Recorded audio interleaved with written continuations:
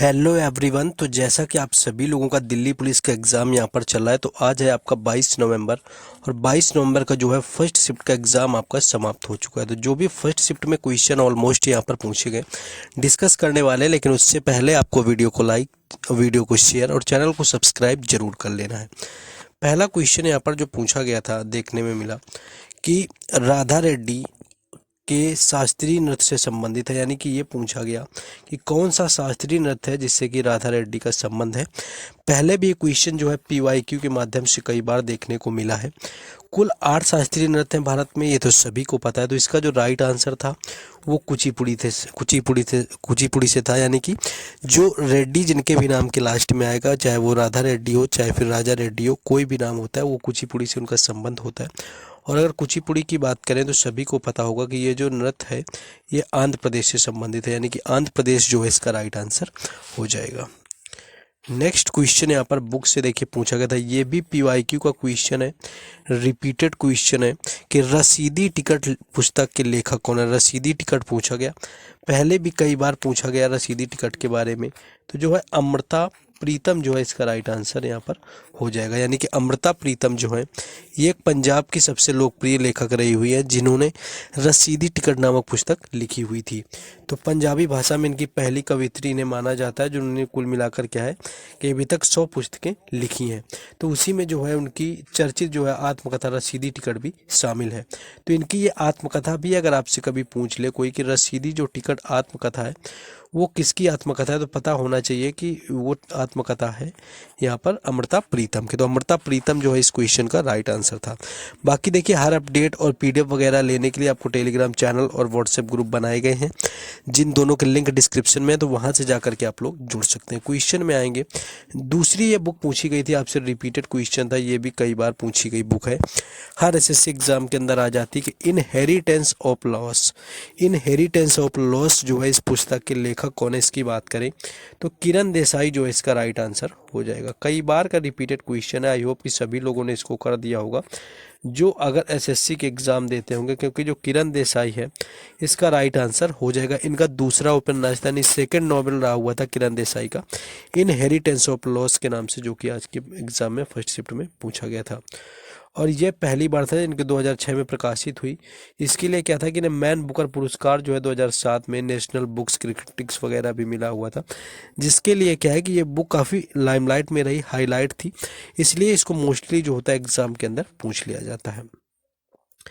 Next एक sports से जो क्वेश्चन देखने को मिला कि जो महिला नेटबॉल होती है इसकी हाइट कितनी होती है। तो नेट के किनारों की बात करें तो ये होती है 1.55 मीटर, यानी कि 5 फीट 1 इंच होता है, ये किनारों की होती है।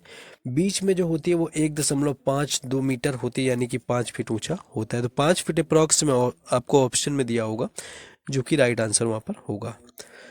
नेक्स्ट एक क्वेश्चन आपका शास्त्रीय नृत्य से पूछा गया कि कितने रस होते हैं या कितने प्रकार होते हैं। तो यहाँ पर अगर शास्त्रीय नृत्यों की बात करें तो कुल 8 नृत्य शैलियाँ होती हैं। वर्तमान में आपके 9 भी हो गए हैं, क्योंकि छऊ ने भी क्या है कि संस्कृति मंत्रालय ने छऊ को भी शास्त्रीय नृत्य का दर्जा दे दिया, जिसमें कि 8 जो पहले थे, कथक था आपका उत्तर प्रदेश, भरतनाट्यम तमिलनाडु, कथकली केरल, मणिपुरी मणिपुर, ओडिसी ओडिशा, कुचिपुड़ी आंध्र प्रदेश, सत्रिया असम और मोहिनी अट्टम केरल।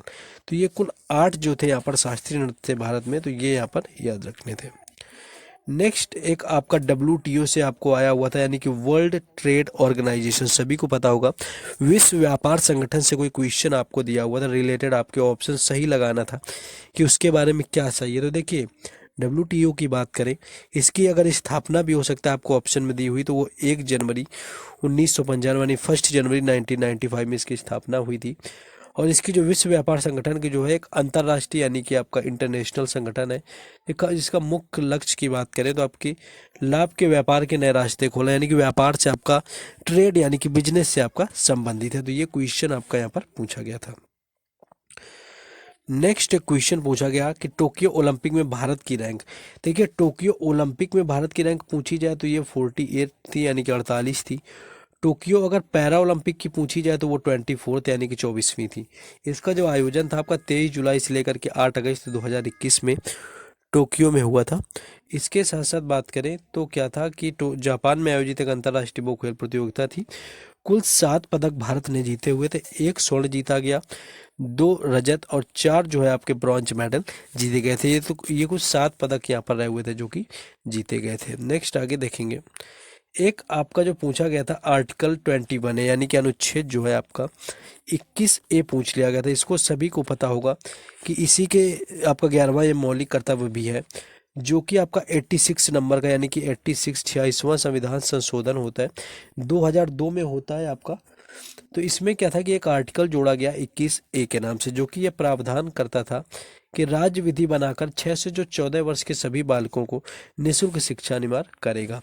बाकी इसी से रिलेटेड एक और क्वेश्चन देखने को मिला हुआ था, शायद कि जो 46वां संविधान हुआ था वो किस ईयर यानी कि आपका वर्ष पूछ लिया गया था, किस साल किया गया था, तो 2002 इसका राइट आंसर फिर था। क्योंकि देखिए 2002 में क्या था, 46वां संविधान संशोधन हुआ था। इसके तहत क्या था कि 21A एक आर्टिकल जोड़ा जाता है 6 से 14 वर्ष के बच्चों का, ये गार्जियन की जिम्मेदारी होगी, उसमें ऐसा बताया गया था। और तब आपके 10 मौलिक कर्तव्य हो चुके थे, तो 11वें मौलिक कर्तव्य के तौर पर जो है इसको जोड़ दिया गया था। नेक्स्ट है कि गेटवे ऑफ इंडिया किस शैली में बना हुआ है, तो गेटवे ऑफ इंडिया की बात करें तो ये इंडो आर्सेनिक शैली में बना हुआ है, इंडो आर्सेनिक शैली में बना हुआ है। बाकी इसके डिज़ाइन जो है वो गुजराती शैली की झलक भी यहाँ पर मिलती है। बाकी इंडो आर्सेनिक आपको दिया होगा ऑप्शन में, वहाँ पर इंडो इस्लामिक शैली जो होता है वो आपको वहाँ पर दिया होगा ऑप्शन में, तो वही आपका राइट आंसर था। नेक्स्ट एक क्वेश्चन था, जीएनपी का फॉर्मूला पूछा गया था। देखिए जीएनपी आपका क्या होता है, जीएनपी होता है आपका ग्रॉस नेशनल प्रोडक्ट होता है, यानी कि ग्रॉस जो नेशनल प्रोडक्ट होता है, इसमें क्या होता है कि जो हमारी जीडीपी होती है उसमें क्या होता है कि विदेश द्वारा देश में जो उत्पादित अंतिम वस्तुएं एवं सेवाओं का मौद्रिक मूल्य प्लस विदेश में देश के नागरिकों के द्वारा उत्पादित अंतिम वस्तु क्रय मूल्य, इन दोनों को जोड़ के जो है जीडीपी से जब घटा दिया जाता है तो जो ग्रॉस नेशनल प्रोडक्ट होता है यानी कि जीएनपी वो निकल करके आ जाता है। तो यहाँ पर इसको ही पूछा गया था। नेक्स्ट है, भरतनाट्यम और कथक में 2021 में संगीत नाटक अकादमी पुरस्कार किसे मिला हुआ था, तो 2021 का पूछा गया, करंट का भी मान सकते हैं।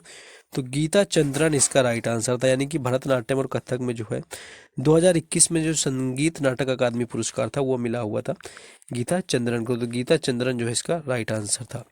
नेक्स्ट एक क्वेश्चन था कि जो तोताराम शर्मा है, यहाँ पर तोताराम शर्मा से क्वेश्चन पूछा गया है कि तोताराम शर्मा किससे संबंधित है। इनकी अगर बात करें तो पखावज जो है इसका राइट आंसर हो जाएगा। पखावज जो एक वाद्य यंत्र होता है, पखावज से इनका संबंध था। एक पीपा के आकार का जो होता है, 2 तरफा ढोल होता है, जो मुख्य रूप से भारतीय उपमहाद्वीप से संबंधित होता है। 2 तरफा ढोल आप समझ सकते हैं, जो दोनों तरफ से बजने वाला होता है, वो आपका कहलाता है पखावज। तो पखावज से तोताराम आपका संबंधित पूछा गया था।